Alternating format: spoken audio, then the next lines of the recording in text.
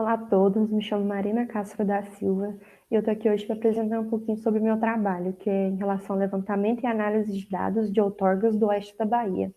O meu orientador, professor Marcos Reio Costa, e eu tive auxílio da Ana Beatriz Santos para a elaboração desse projeto. Vamos lá. O oeste da Bahia ele vem ganhando destaque tanto no cenário nacional como internacional com a sua grande produtividade, graças ao alinhamento à alta tecnologia e à irrigação utilizada no local para a agricultura, que é a cultivo central. E entre os anos de 1990 e 2018, houve um aumento dessa área irrigada de aproximadamente 1.100%. Com base nesse cenário de crescimento, houve também o surgimento dessa preocupação de possíveis conflitos que possam acontecer com o uso de água. E qualquer tipo de atividade que altere as condições naturais das águas é considerado um tipo de uso, e esse uso, portanto, necessita de um pedido de outorga. A outorga nada mais é que uma concessão de direito de uso da água. No oeste da Bahia, os rios utilizados para irrigação são todos rios estaduais, então eles estão passíveis de legislação estadual. Foram estudadas duas principais bacias da região, que é a bacia do Rio Corrente e do Rio Grande.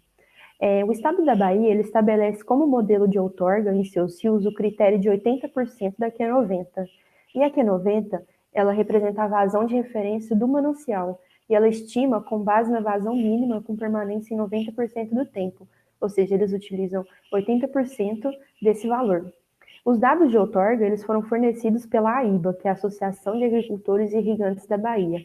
E esses dados estão em conformidade com a plataforma do INEMA, que é o órgão gestor de recursos hídricos da Bahia. Foi também feito um pré-processamento e corte de outorgas válidas no período de 2010, de janeiro de 2010 a abril de 2020. Essas outorgas são vigentes, que estão atualmente dentro do seu prazo de validade.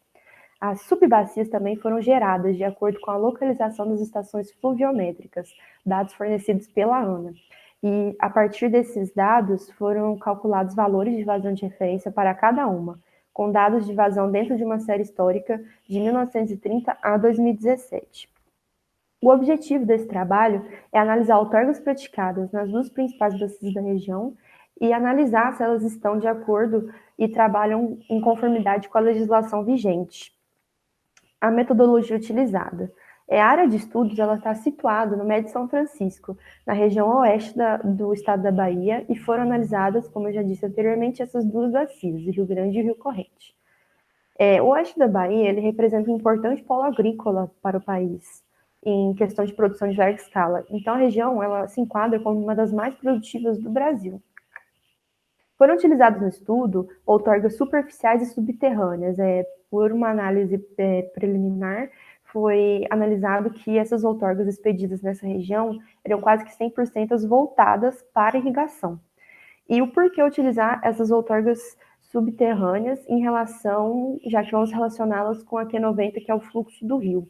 Isso se dá à conformidade do aquífero presente na região, que é o aquífero Urucuia. Ele é classificado como não confinado na maior parte dos casos e sempre confinado em alguns casos. Então, a gente pode falar que há uma conexão direta da água do aquífero com a água dos rios.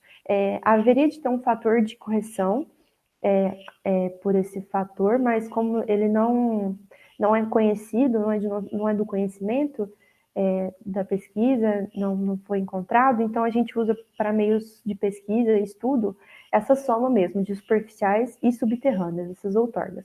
Foi também utilizada a Q90 renaturalizada, que se baseia na soma da vazão de irrigação, que foi calculada em etapa anterior do projeto, com a vazão de referência que eu citei anteriormente. Aqui na imagem a gente pode ver as duas bacias de estudo, a de cima a bacia do Rio Grande e a de baixo do Rio Corrente, e as bases de dados utilizadas, que é as outorgas subterrâneas, as outorgas que estão em laranja, as outorgas superficiais que estão em rosa.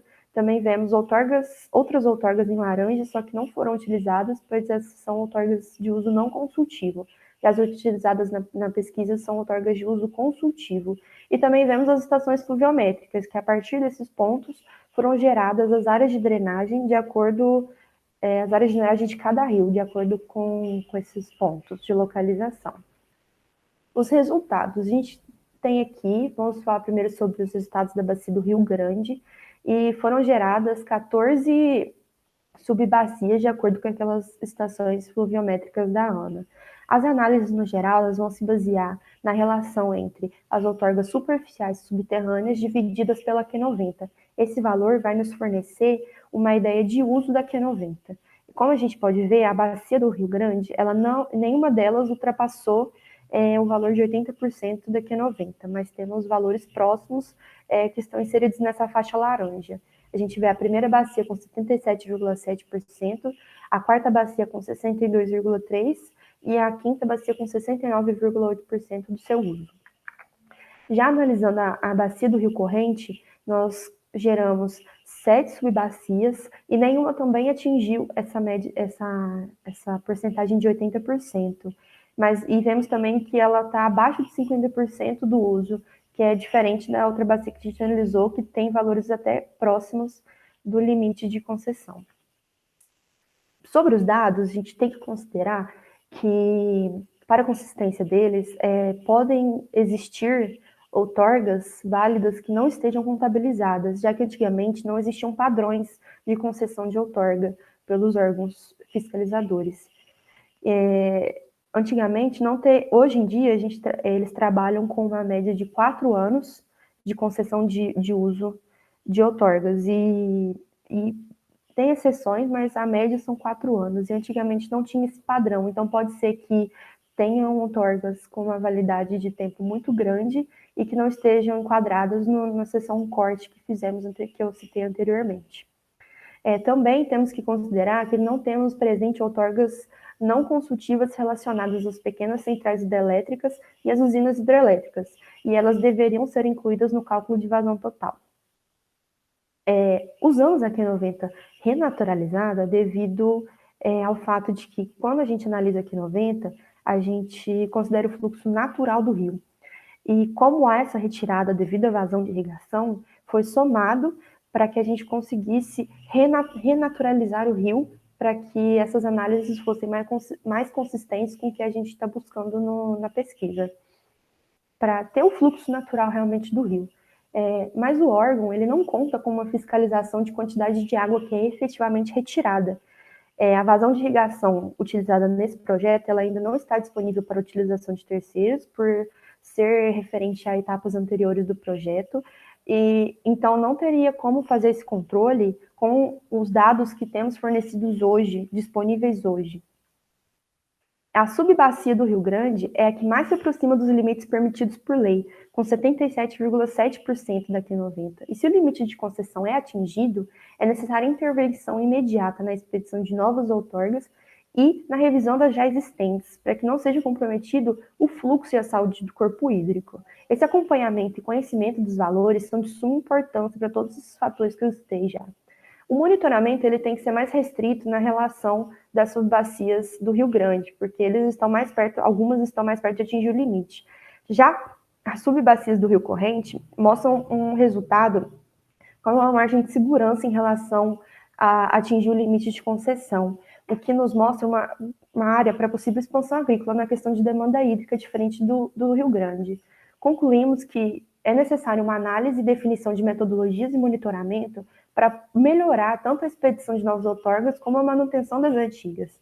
O resultado confere que, principalmente na região da Bacia do Rio Grande, os limites de concessão para uso dos recursos hídricos estão cada vez mais perto do limite.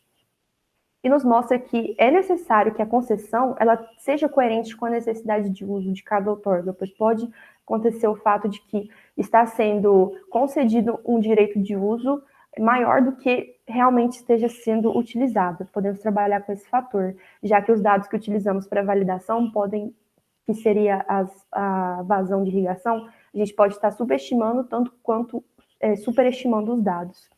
A bacia do Rio Corrente, ela confere um resultado satisfatório e, num contexto geral, com problema de seca e falta de água, esse uso tem que ser cada vez mais consciente para que a gente não prejudique o curso d'água. Essa foi a bibliografia que eu utilizei. Eu espero que todos tenham gostado. Eu agradeço a atenção e tchau, tchau.